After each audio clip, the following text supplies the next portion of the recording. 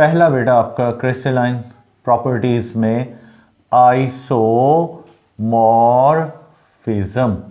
Isomorphism याद रखें, iso word का मतलब होता है सेम, प्लस मॉर्फ, मॉर्फ का मतलब होता है शेप। तो लफ्जी माने बनेंगी आइडेंटिकल शेप्स, एक जैसी शक्लें। हम शक्ल कह सकते हो किसी हद तक, आइसोमॉर्फिज्म, ठीक है, यानी शक्लों का सेम होना, शेप का सेम होना। तो ये क्या चीज है आइसोमॉर्फिज्म? हम नाम से ही स्टार्ट करते हैं, यानी डिफरेंट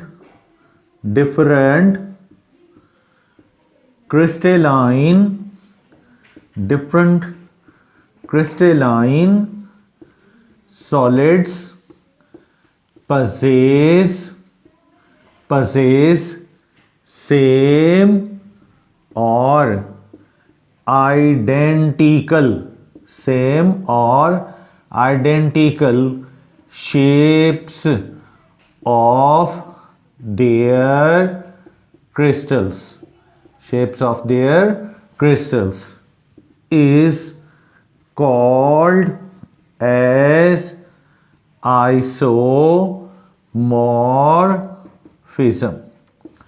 डिफरेंट क्रिस्टलाइन सॉलिड्स हैं, सॉलिड्स अलग अलग हैं, डिफरेंट हैं, लेकिन है भी क्रिस्टलाइन, लेकिन उनकी आमतौर पर क्रिस्टल्स की प्रॉपर्टीज, शेप्स, यानी एक बात उनमें क्या होगी, सेम होगी, एक दूसरे के हम शक्ल।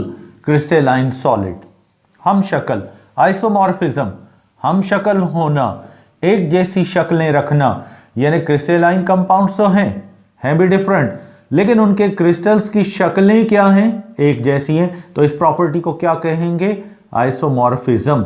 और वो कंपाउंड्स क्या कहलाएंगे, आइसोमॉर्फस कंपाउंड्स। क्या कहलाएंगे, आइसोमॉर्फस कंपाउंड्स। देखें, हम अब इसकी एग्जांपल लेते हैं कि आइसोमॉर्फस कंपाउंड्स, हम शक्ल कंपाउंड्स कैसे होते हैं। आपके बुक में जैसे हमें एग्जाम्पल दिया गया है सोडियम नाइट्रेट का, और दूसरी एग्जाम्पल दी गई है कैल्शियम कार्बोनेट की। ये दोनों याद रखें एक दूसरे के क्या हैं, हम शक्ल हैं। आइसोमॉर्फस या आइसोमॉर्फिक भी आप लिख सकते हैं, आइसोमॉर्फस कंपाउंड्स, आइसोमॉर्फिक कंपाउंड्स कह सकते हैं। कैसे हैं, देखें, शेप से ही आप अंदाजा कर लेंगे। भाई ये भी सोडियम नाइट्रेट का क्रिस्टल है, जिसका अगर आप शेप ऑफ क्रिस्टल देखेंगे कौन सा है, क्यूबिक।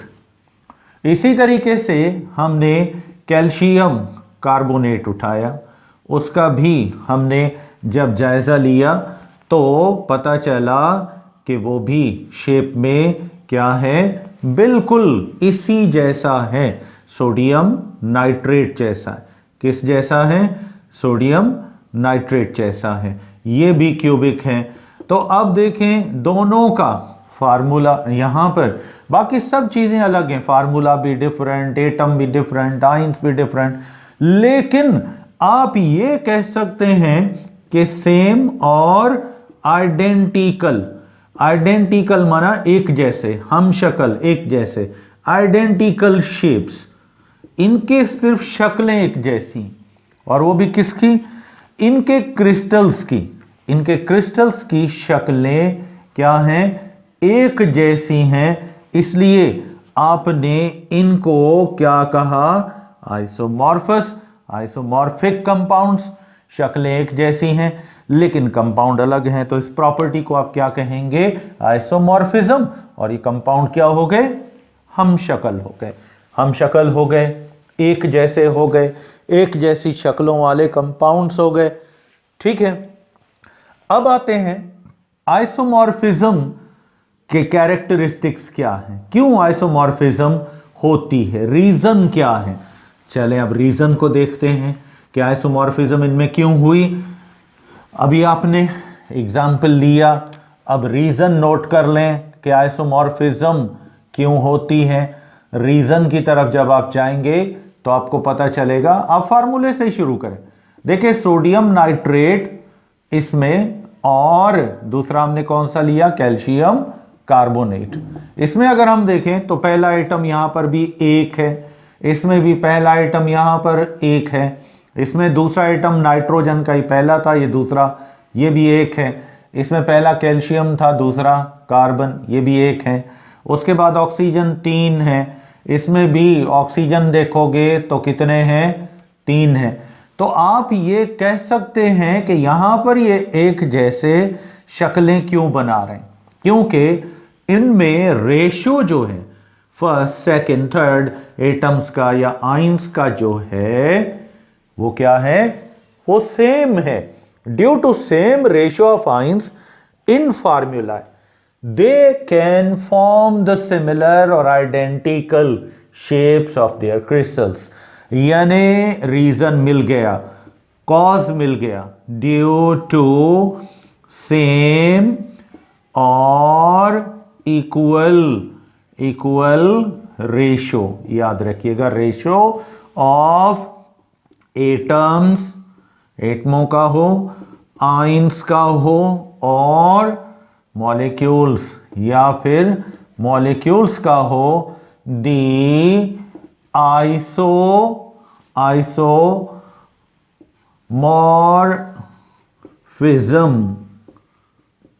Isomorphism occurs।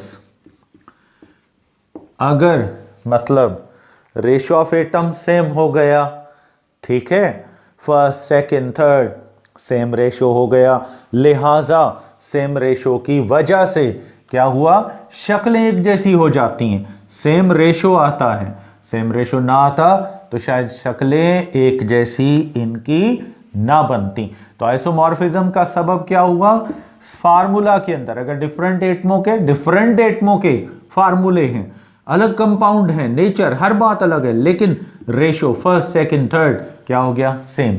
तो आपने इसको क्या कह दिया, आइसोमॉर्फिज्म। तो आइसोमॉर्फिज्म क्यों हुई, same ratio in the formula. इसमें भी सेम रेशो, पहला इसमें भी एक, इसमें भी एक, दूसरा इसमें भी एक, इसमें भी एक, तीसरा इसमें भी 3, इसमें भी 3, तो सेम रेशो। ये बेटा आइसोमॉर्फिज्म की वजह है। अगर रेशोज चेंज होंगे ना, जैसे मैं आपको कहूं कि भाई मिसाल के तौर पे आपको कहें बेटा ये है कैल्शियम कार्बोनेट, ठीक है, और ये है अमोनियम नाइट्रेट NH4, ठीक है, ये है।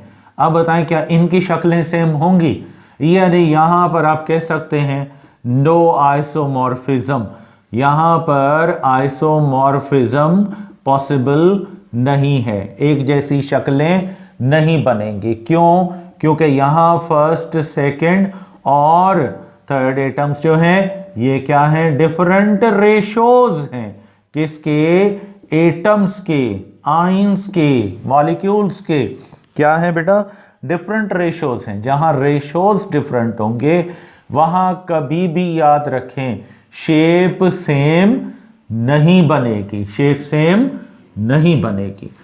तो ये रीजन था, ये मेन फैक्टर था किसका, आइसोमॉर्फिज्म का।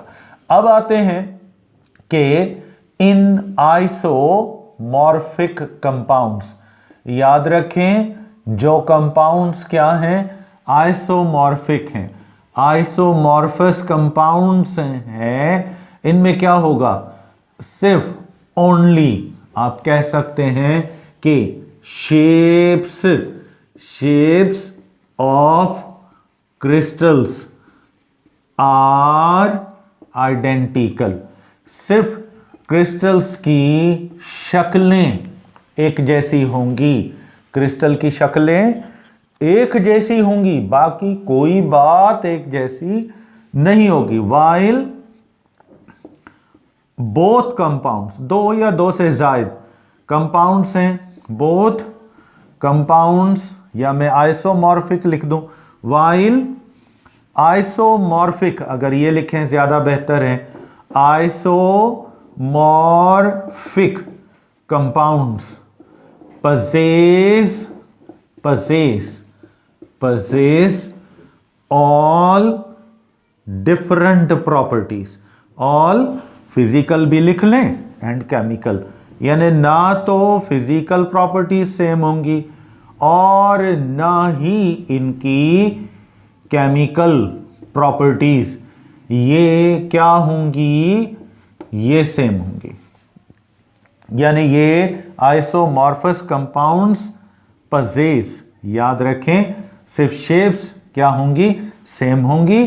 पजेस, ठीक है, ऑल फिजिकल एंड डिफरेंट, मतलब क्या, chemical properties in different manner, इनके सब बातें हर लिहाज से क्या होंगी, डिफरेंट होंगी।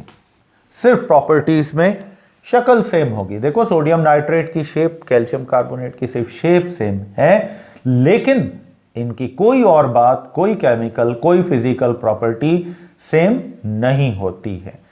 ठीक है, तो ये था आइसोमॉर्फिज्म के बारे में। अब आते हैं हम नेक्स्ट इसी की एक और प्रॉपर्टी सॉलिड्स की, दैट इज कॉल्ड पॉलीमॉर्फिज्म। क्या कहेंगे इसको, पॉलीमॉर्फिज्म। पॉली मीन्स मैनी, ठीक है, पॉली मीन्स मैनी, बहुत सारे, ठीक है ना, पॉलीमॉर्फिज्म।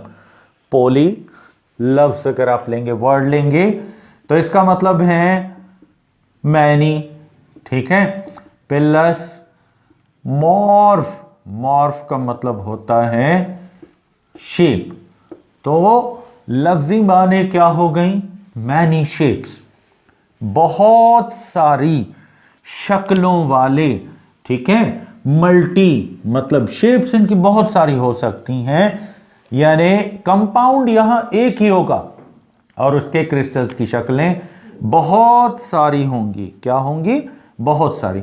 व्हेन, जब a single crystalline solid compound is found in two or more than two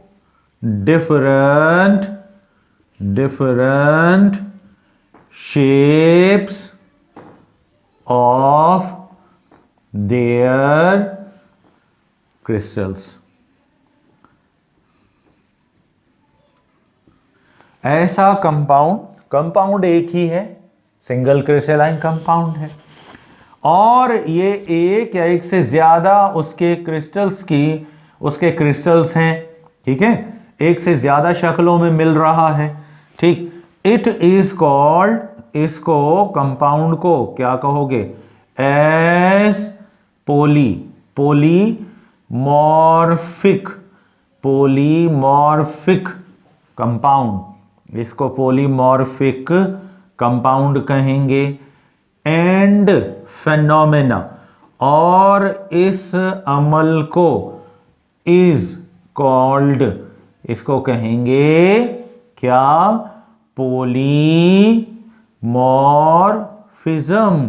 polymorphism. याद रखिएगा, शक्लें एक से ज्यादा, कंपाउंड सिंगल ही है, लेकिन उसके क्रिस्टल्स की शक्लें एक से ज्यादा हैं, तो फिर आपने उस कंपाउंड को क्या नाम दिया, पॉलीमॉर्फस या पॉलीमॉर्फिक, यानी बहरूपिया, एक से ज्यादा शक्लें रखने वाला कंपाउंड, और इस प्रॉपर्टी को क्या कहेंगे, पॉलीमॉर्फिज्म कहेंगे। ठीक है, अब आते हैं कि पॉलीमॉर्फिज्म क्यों बनती है, पॉलीमॉर्फिज्म क्यों होती है। याद रखें, जब क्रिस्टल्स बनते हैं तो उसमें एटम्स क्या करते हैं, डिफरेंट अरेंजमेंट्स बनाते हैं, यानी पॉलीमॉर्फिज्म मॉर्फिज्म ऑकर्स, ये होती है कि कंपाउंड, भाई कंपाउंड एक ही है। अगर आप कहें तो मैं पहले आपको एग्जांपल देता हूं, जैसे आपकी बुक में कैल्शियम कार्बोनेट की एग्जांपल हम लेते हैं।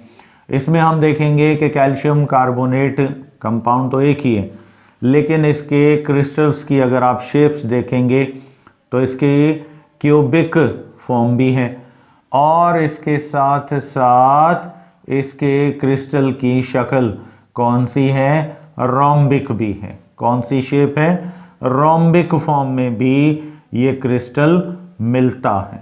तो अब देखें दोनों का फार्मूला तो एक ही है, ठीक है, पर शक्लें क्या हो गई, डिफरेंट हो गई, अलग अलग। एक ही कंपाउंड एक से ज्यादा शक्लें बना रहा है, एक से ज्यादा क्रिस्टल्स की शक्लों में मिल रहा है, ये पॉलीमॉर्फिक है। और ये प्रॉपर्टी आपने इसको क्या कह दिया, पॉलीमॉर्फिज्म कह दिया, यानी एक से ज्यादा शक्लें बनाने की प्रॉपर्टी। अब आते हैं कि पॉलीमॉर्फिज्म होती क्यों है, वजह क्या है इसकी। आप लिख सकते हैं कि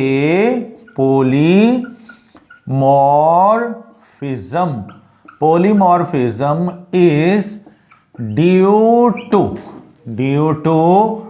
डिफरेंट अरेंजमेंट्स। ये कुछ आइंस होते हैं जिनमें ये प्रॉपर्टी होती है कि वो अपनी अट्रैक्टिव फोर्सेस को डिफरेंट डायरेक्शंस में अप्लाई करते हैं, एक से ज़्यादा डायरेक्शंस में मुख्तलिफ एटमों पे अट्रैक्टिव फोर्सेस अप्लाई करते हैं, डिफरेंट अरेंजमेंट्स बनती हैं। डिफरेंट अरेंजमेंट्स ऑफ एटम्स हो सकते हैं, आयंस और मॉलिक्यूल्स, या फिर मॉलिक्यूल्स हो सकते हैं इनसाइड ऑफ ए क्रिस्टल। एक क्रिस्टल है, उसके अंदर एटम्स जो है, आयंस जो हैं, मॉलिक्यूल्स जो हैं, ये अपनी अलग अलग डिफरेंट क्या कर सकते हैं, अरेंजमेंट्स बना सकते हैं, अपने आप को अरेंज कर सकते हैं स्पेस में, डिफरेंट डायमेंशंस में। तो फिर इस वजह से क्या होगा, पॉलीमॉर्फिज्म हो सकती है, ठीक है। अब आते हैं पॉलीमॉर्फिज्म क्या करती है, सिर्फ शेप ऑफ क्रिस्टल को चेंज करेगी, बाकी properties, melting point, boiling point, सारी केमिकल और फिजिकल प्रॉपर्टीज क्या होंगी, सेम होंगी। यानी पॉलीमॉर्फिक कंपाउंड या पॉलीमॉर्फस कंपाउंड पजेज, याद रखिएगा, पजेज only different shapes of crystals, ठीक है। while जबकि all other properties, बाकी सारे की सारी प्रॉपर्टीज जो हैं, all other properties of a polymorphic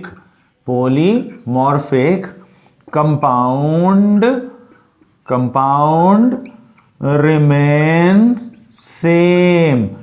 crystal भले अलग अलग बना लेगा, ठीक है, शेप्स ऑफ क्रिस्टल अलग होंगे, हर बात अलग होगी, लेकिन इसकी बाकी कोई प्रॉपर्टी, यानी कंपाउंड तो एक ही है ना, फार्मूला तो एक ही है ना, एटम तो एक ही जैसे हैं, आयंस तो एक ही जैसे हैं, लिहाजा क्या होगा, बाकी प्रॉपर्टीज जितनी भी हैं उन पर कोई असर नहीं पड़ेगा। याद रखिएगा, उन पे कोई भी असर नहीं पड़ेगा, सिर्फ असर पड़ेगा, शेप चेंज होंगी, केमिकल प्रॉपर्टीज भी सेम और फिजिकल प्रॉपर्टीज भी सेम होंगी, क्योंकि कंपाउंड तो एक ही है ना बेटा। तो ये था बेटा पॉलीमॉर्फिज्म के बारे में, पॉलीमॉर्फिक कंपाउंड्स के बारे में, छोटे छोटे से टॉपिक हैं। अब आते हैं हम नेक्स्ट एक और अहम प्रॉपर्टी की तरफ, वो है यूनिट सेल। आपको थोड़ा सा मैं फिगर से क्लियर करता हूं, फिर इसकी हम मतलब प्रॉपर्टीज की तरफ जाएंगे। देखें, हमने अक्सर पढ़ा है कि जब भी कोई क्रिस्टल बनता है तो उसके अंदर ग्रोथ होती है। क्रिस्टल की ग्रोथ का मतलब अनलिमिटेड ग्रोथ होती है और ये फेसेस मिलते जाते हैं। जैसे डब्बे के ऊपर रख दें तो एक डब्बे की सतह, एक उसका ये जो ना इसका फेस है, इसके ऊपर एक और रख दें, फिर इसके ऊपर एक और रख दें, रखते जाएं। ये देखें, हमने डब्बे जो हैं बनाकर ये एक दूसरे के ऊपर रख दिए। ठीक है, अब देखें आपने कितने सारे डब्बे एक दूसरे के साथ मिला दिए। इसकी सतह ये जो होती है ना, जो सतह, ये क्लीवेज प्लेन आपने पढ़ा हुआ है, और ये जो डब्बे की सतह होती है ये इसका क्या कहलाती है? फेस कहलाती है। क्या कहलाती है? फेस। ये सारे इन क्रिस्टल्स के क्या होते हैं? जो ऊपर वाली सतह होती है ये फेस कहलाते हैं। क्या कहलाते हैं? ये फेस कहलाते हैं, ऊपर वाली सतह। अब एक की ऊपर वाली, दूसरे के नीचे वाली सतह भी इसका क्या कहलाती है? फेस कहलाती है। तो आप देखें ये एक बहुत बड़ा हमने क्या बना दिया है? एक ब्लॉक बना दिया है। ठीक है, जिसमें बहुत सारे छोटे छोटे से एक ही शक्ल के, एक ही साइज के क्या हैं? क्रिस्टल्स हैं जो आपस में मिल चुके हैं, जुड़ चुके हैं। बड़ा सा ह्यूज स्ट्रक्चर बना है। अब अगर इसको तोड़ोगे तो आपको क्या मिलेगा? तोड़ोगे तो आपको यहां पर इनमें से एक छोटा सा ये टुकड़ा अलग हो जाएगा, फिर ये अलग हो जाएगा, यहां से लाइन में टूटते जाएंगे। ठीक है, ये अलग हो जाएगा। अब देखो ये इसका ब्लॉक हमने यहां से तोड़ के निकाल लिया, ये बन गया। फिर इसी के साइज और शक्ल का दूसरा ब्लॉक हमें मिलेगा। ऐसे टूटते जाएंगे और आप देखेंगे शक्ल और साइज में ये एक जैसे होंगे। अब ये जो इसमें से एक छोटा कोई भी हम टुकड़ा क्रिस्टल का उठा रहे हैं, ये पूरा क्रिस्टलाइन सॉलिड है, ये आपस में जुड़ चुके हैं, इनकी ग्रोथ हो चुकी है, लंबाई में भी मिलते जा रहे हैं, चौड़ाई में भी मिलते जा रहे हैं, ऊंचाई में भी मिलते जा रहे हैं, हाइट में भी जा रहे हैं। देखो ये हाइट हो गई, ये बेटा इनकी विड्थ हो गई, और ये क्या हो गई? ब्रेथ हो गई। ये जुड़ते गए बड़ा सा ह्यूज ब्लॉक बना दिया। अब अगर इसको तोड़ेंगे छोटे छोटे से ब्लॉक्स मिलेंगे। इसको तोड़ोगे तो सिर्फ एटम और आइंस मिलेंगे। अब ये समझो क्रिस्टल का सबसे छोटा सा टुकड़ा है, ब्लॉक है। इसको आप क्या कहेंगे? इसको आप कहेंगे यूनिट सेल। क्या कहेंगे इसको? Unit cell. यानी यूनिट सेल क्या है? यूनिट सेल किसी भी क्रिस्टलाइन सॉलिड का सबसे छोटा सा टुकड़ा है, ब्लॉक है, जिसको तोड़ दें तो कंपाउंड ही खत्म। और ये कम से कम मतलब क्रिस्टलाइन सॉलिड की अमाउंट इसी क्रिस्टल के अंदर होती है, जब तक ये इस टुकड़े की शक्ल में इस छोटे से छोटे ब्लॉक को, क्रिस्टलाइन सॉलिड को, जिसको मजीद तोड़ोगे तो एटम आइंस मिलेंगे, कंपाउंड नहीं मिलेगा। तो इस ब्लॉक को क्या कहोगे? Unit cell. ये यूनिट सेल्स मिलते जाते हैं, जुड़ते जाते हैं, इसको कहते हैं ग्रोथ। क्या कहते हैं? ग्रोथ। भाई ये मिले, ये फेसेस, भाई इसका ये फेस है, ये इसका फेस है, इसको इसके ऊपर रख दो, ये इसका फेस मिल जाएगा, फेसेस मिलते जाएंगे, ये ग्रोथ करते जाएंगे, जुड़ते जाएंगे, ऊंचाई में, लंबाई में, चौड़ाई में, अनलिमिटेड, कोई हद नहीं है, पहाड़ भी बना सकते हैं। तो क्रिस्टल की सबसे छोटी सी शक्ल को, सबसे छोटी सी शक्ल को आप क्या कहेंगे? Unit cell. आप कह सकते हैं ये यूनिट स्ट्रक्चर है, माना ये इसका छोटा सा यूनिट माना हिस्सा है। ऐसे हिस्से मिलते जाते हैं, शक्लों में भी एक जैसे, साइज में बड़ा क्रिस्टल बनता है। तो हम इसको जब क्रिस्टलाइन मतलब यूनिट सेल को डिफाइन करेंगे तो हमें आसानी से समझ में आ जाएगा कि यूनिट सेल क्या है। यानी किसी भी क्रिस्टलाइन सॉलिड की सबसे छोटी शक्ल, यानी the unit structure of a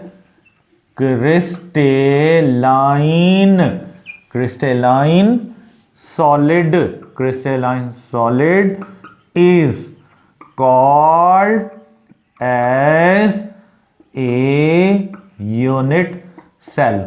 जैसे बेटा दीवार होती है, आपको पता है दीवार के अंदर क्या होती हैं? दीवार के अंदर ईंटें होती हैं। हमें पता है दीवार जब बनती है तो ईंटें जुड़ती जाती हैं, बड़ा सब। अब एक ईंट जो है वो दीवार का क्या है? वो यूनिट सेल है। क्या है उसका? यूनिट सेल है। इसी तरह समझें एक यूनिट सेल एक क्रिस्टल की ईंट कहलाती है, उसकी ब्रिक एक उसका मतलब ब्लॉक कहलाता है। तो इस तरह दीवार बनती है। तो एक ब्रिक समझें क्या है? यूनिट सेल है। इसी ब्रिक को आप दीवार का क्या कह सकते हैं? यूनिट सेल कह सकते हैं। तो इस तरह ये आमतौर पर क्रिस्टलाइन सॉलिड भी एक दीवार की मानंद होता है, बहुत बड़ा हो सकता है, लिमिट ही नहीं है। तो इस तरह यूनिट सेल्स समझे मिलकर कोई बड़ा क्रिस्टल बनाते हैं और ये बहुत बड़े बड़े पहाड़ों तक भी चले जाते हैं। यानी हम कह सकते हैं कि it is a smallest block, या यूं कह लो बिल्डिंग ब्लॉक। बिल्डिंग ब्लॉक तो याद रहेगा ना, दीवार का बिल्डिंग ब्लॉक क्या है? ईंट है, जिससे बड़ी बिल्डिंग बनती है। ये ब्लॉक है उसका। Building block of A crystalline solid. एक क्रिस्टलाइन सॉलिड है, उसका बिल्डिंग ब्लॉक जो है इसको क्या कहोगे? यूनिट सेल कहोगे। क्या कहोगे उसको? यूनिट सेल कहेंगे। अब हम आते हैं कि यूनिट सेल के प्रॉपर्टीज क्या हैं, यूनिट सेल के डायमेंशंस क्या हैं, यूनिट सेल्स की प्रॉपर्टीज क्या हैं। याद रखें यूनिट सेल जब बनता है फिर उसी शक्ल के उसी साइज के और भी बनते हैं। ये यूनिट सेल जब भी आप उठाएंगे तो ये बड़े क्रिस्टल की तरह इसके भी बेटा डायमेंशंस कितने होंगे? 3 होंगे। यानी इसकी विड्थ भी होगी, इसकी हाइट भी होगी और इसकी क्या होगी? ब्रेथ भी होगी। तो इसके समझे 3 साइड्स होते हैं, side A, side B, side सी। ये जो ऊंचाई है, लंबाई है, चौड़ाई है, ये इस क्रिस्टल की आमतौर पर क्या कहलाते हैं? साइड्स जो होते हैं, जैसे डब्बा बना होता है उस तरह ये उसके कहलाते हैं एजेस। क्या कहलाते हैं? एजेस और साइड्स। यूनिट सेल के किनारे, यूनिट सेल्स के आमतौर पर साइडें, ठीक है, ये एजेस या फिर क्या कहलाते हैं? साइड्स कहलाते हैं यूनिट सेल के। ये 3 साइड्स होते हैं, लंबाई, चौड़ाई और ऊंचाई। फिर बेटा इनमें एंगल्स बनती हैं। क्या बनती हैं? एंगल्स बनती हैं। विड्थ और हाइट के दरमियान एंगल अल्फा, विड्थ और ब्रेथ के दरमियान एंगल बीटा, विड्थ और ब्रेथ के दरमियान एंगल गेमा, ये वाली। तो हम कह सकते हैं कि इसमें आमतौर पर 3 साइड्स होती हैं और 3 एंगल्स होती हैं। ये तीनों यानी कि एजेस याद रखें, यानी साइड्स जो हैं, एजेस प्लस एंगल्स, ये जो हैं इनको साथ मिलाकर क्या कहोगे? पैरामीटर्स। क्या कहोगे? Parameters of unit cell. Unit cell की हदें, उसकी बुनियादें, ठीक है, यानी यूनिट सेल जो है उसके पैरामीटर्स क्या हैं, उसके लिमिट्स क्या हैं, उसकी हदें कौन सी हैं? ये 2 हैं, साइड्स भी हैं और एंगल्स भी हैं। ये आमतौर पर क्या कहलाती हैं? Parameters of unit cell. ये हर यूनिट सेल किसी भी शक्ल का हो, इस तरह इसमें ये शक्लें बनती हैं, ठीक है। तो इसको बेटा मिटाते हैं। हम अभी इसी को यहां डिस्कस करेंगे, यानी ईच यूनिट सेल, हर एक यूनिट सेल हैज 3 साइड्स और एजेस, ठीक है। साइड्स भी होती हैं या इसको किनारे, एजेस कहा जाता है, ठीक, कॉमा, दे आर डिनोटेड, इनको डिनोट किया जाता है by small letters, small alphabets भी लिख सकते हो, ए बी एंड सी। उसके बाद ईच यूनिट सेल, हर एक यूनिट सेल जो है हैज थ्री क्या होती हैं, एंगल्स होती हैं, which are denoted by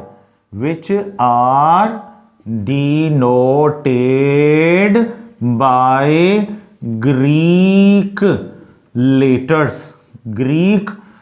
letters alpha, beta and gamma। ठीक है, इससे डिनोट करते हैं इनको।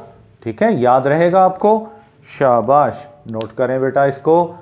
तो अब ये थी यूनिट सेल्स की प्रॉपर्टीज, यानी हर यूनिट सेल 3 बेटा उसके क्या होंगी, साइड्स होंगी यानी एजेस होंगी, और 3 उसके क्या होंगे, एंगल्स होंगे। साइड्स को small alphabet A B C और मतलब इससे डिनोट करेंगे, और एंगल्स को Greek letters alpha beta and gamma इससे डिनोट करते हैं।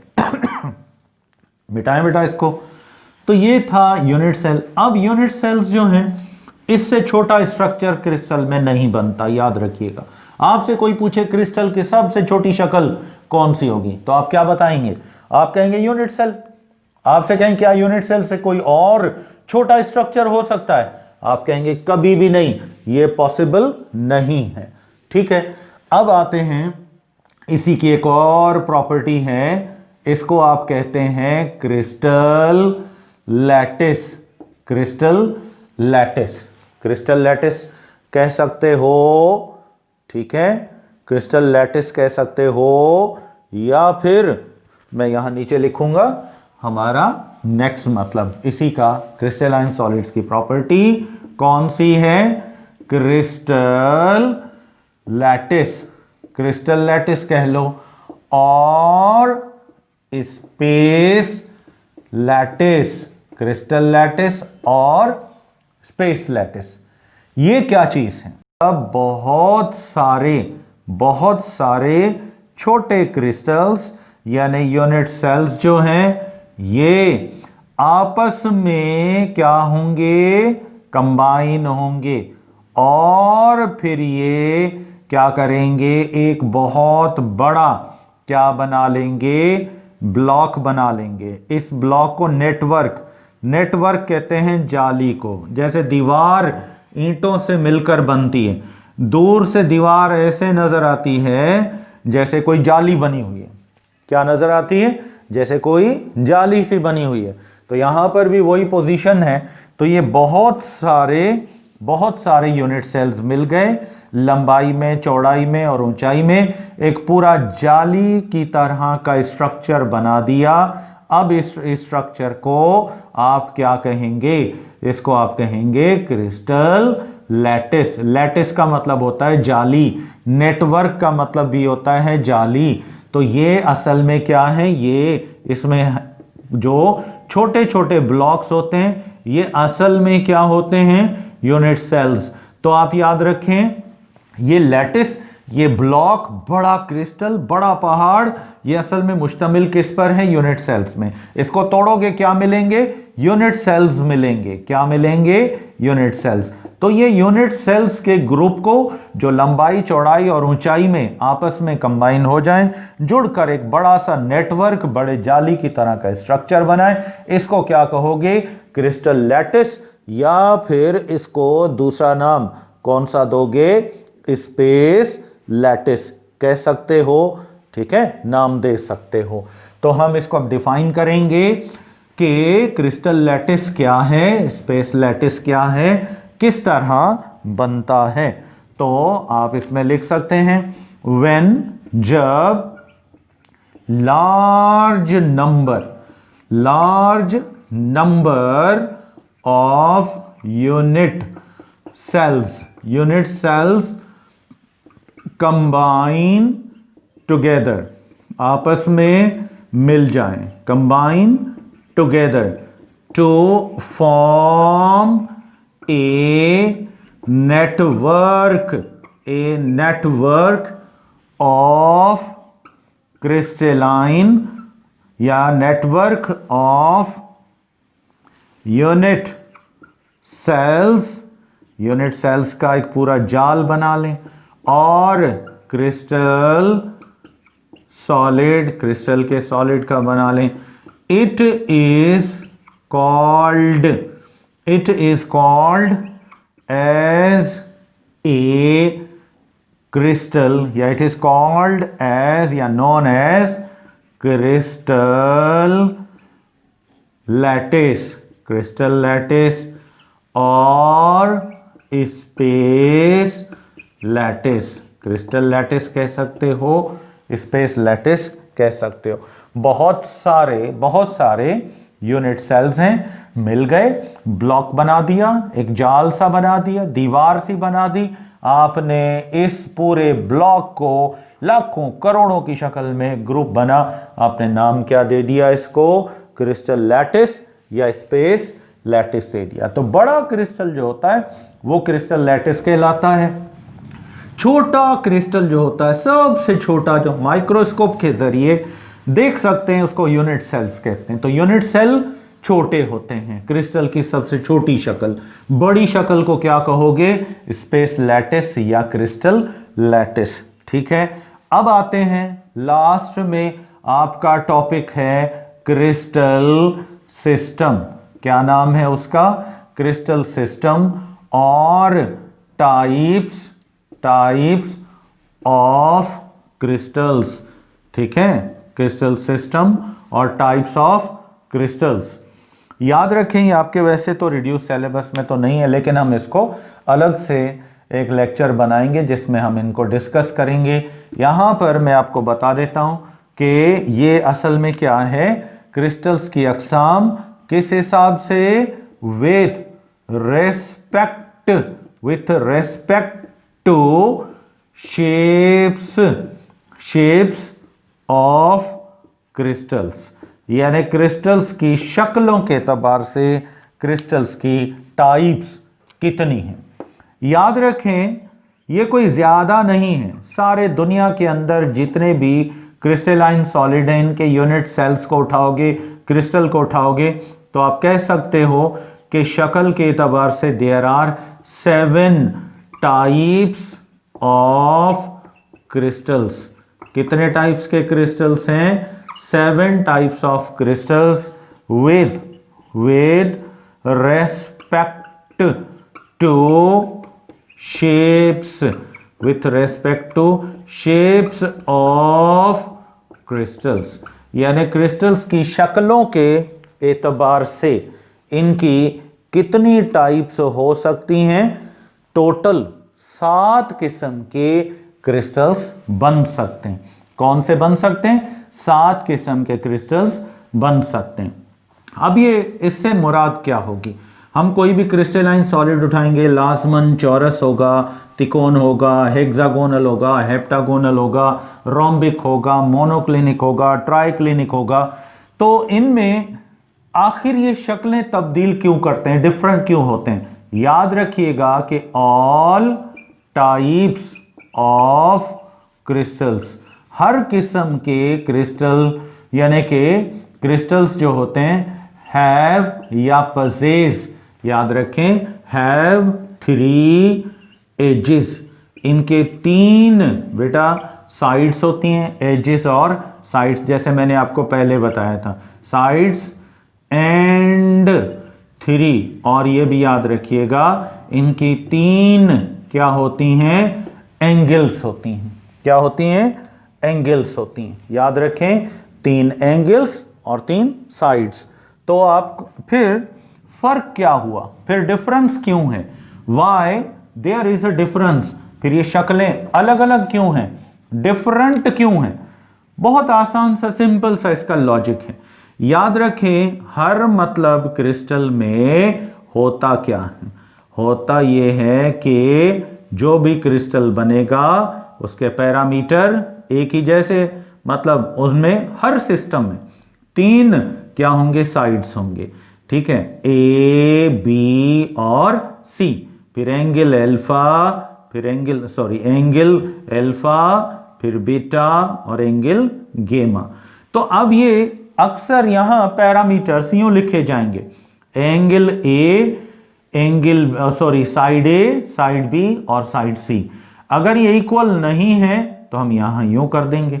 उसके बाद angle alpha, angle beta, angle गेमा, और ये अक्सर इक्वल भी होती हैं या फिर डिफरेंट भी होती हैं, या फिर तीनों 90 डिग्रीज की हो सकती हैं या नहीं हो सकती। तो आपको इक्वेशन कुछ इस तरह से मिलेंगी। आपको ये पहचानना है, सिस्टम आप पहचानना चाहते हैं तो आप सिस्टम कैसे पहचानेंगे? सिस्टम आप कैसे पहचानेंगे? आपको सिस्टम का अंदाजा कहां से होगा? आपको सिस्टम का अंदाजा यहां से होगा, यानी आप उसकी क्या देखें, उसके साइड्स देखें, उसके बाद उसकी एंगल्स देखें, ठीक है। या तो ये सारे जो सिस्टम्स हैं ये एक दूसरे से अगर डिफरेंट होंगे तो इनकी साइड्स में फर्क होगा, नाप में फर्क होगा, या फिर इनकी एंगल्स में क्या होगा, डिफरेंट होगा। यानी तीनों सातों सिस्टम में 3 एंगल्स होंगी हर एक में और 3 साइड्स होंगी, पर ये साइड्स और एंगल हर सिस्टम की अलग अलग क्या होंगी, नाप की होंगी। तो यहां पर हम लिख सकते हैं कि ऑल द सिस्टम्स पजेस, जितने भी सिस्टम्स हैं, यानी ऑल सिस्टम्स, जितने भी ये सातों सिस्टम्स हैं, पजेस डिफरेंट, याद रखिएगा ये क्या रखते हैं, डिफरेंट साइड्स, ठीक है, साइड्स, उसके बाद different sides as well as angles. इनके एंगल्स की नाप और इनके साइड्स की नाप क्या हो गई, एक दूसरे से डिफरेंट हो गई, तो फिर याद रखें सिस्टम चेंज होंगे। क्या होंगे, सिस्टम चेंज होंगे। अगर नाप बराबर है, एजेस सेम है, इक्वल है, तो फिर मतलब मुख्तलिफ सिस्टम्स के, तो समझे सिस्टम एक ही है, मुख्तलिफ नहीं होगा। अब इसकी एक एग्जाम्पल से हम समझते हैं। यहां पर हम एक छोटी सी एग्जाम्पल लेते हैं क्यूबिक सिस्टम की। किसकी एग्जाम्पल आपको लेके दिखाते हैं बेटा, ये है क्यूबिक सिस्टम। कौन सा सिस्टम है, क्यूबिक सिस्टम। क्यूबिक सिस्टम को हम यूं लिखते हैं, इसमें साइड ए, साइड बी और साइड सी, तीनों साइड्स की नाप क्या होगी, बराबर। तो हम लिखेंगे side A is equal to side B is equal to side C, ऐसे पैरामीटर साइड ऐसे लिखोगे। फिर एंगल्स, इस सिस्टम में angle alpha, angle beta, angle गेमा, तीनों पहली बात बराबर होंगी, और तीनों में हर एक की नाप कितनी होगी, 90 डिग्रीज की। कितने डिग्रीज की होंगी, 90 डिग्रीज की। तो अब ये जो सिस्टम यहां बनेगा, इसको आप क्या कहेंगे, इसको आप कहेंगे क्यूबिक सिस्टम। तीनों साइड्स एक बराबर, जो लंबाई की नाप उतनी चौड़ाई की, उतनी ऊंचाई की, ठीक है। तीनों साइड्स क्या हो गई, बराबर, ये तीनों साइड्स बराबर, और हर एक एंगल कितने डिग्रीज का है, 90 डिग्रीज का है। कितने डिग्रीज का है, 90 डिग्रीज का है। तो अब इस सिस्टम को आप क्या कहेंगे, इसको आप कहेंगे क्यूबिक सिस्टम। क्या कहेंगे इसको, क्यूबिक सिस्टम। तो इस तरह जो भी सिस्टम आप लेंगे, बस ये चीज नोट किया करें, साइड्स तीनों बराबर हैं या डिफरेंट है। आप देखें ना, अगर हम दूसरा सिस्टम लेंगे तो कोई ना कोई साइड दूसरे साइड से अलग भी हो सकती है, कोई एक, ठीक है, या तीनों डिफरेंट हो सकते। यहां पर कोई एक एंगल चेंज हो गया, कोई एक एंगल चेंज हो गया, कोई एक साइड चेंज हो गया, सिस्टम क्या होगा, चेंज हो जाएगा। तो हमने यहां पर जो सिस्टम लिया था दैट वाज क्यूबिक सिस्टम। कौन सा सिस्टम था, क्यूबिक सिस्टम था। ऐसे ही आप ट्राइगोनल सिस्टम उठाएंगे, ऐसे ही आप कौन से सिस्टम उठाएंगे, आप रोम्बिक सिस्टम उठाएंगे, ऑर्थोरोम्बिक सिस्टम आप उठाएंगे।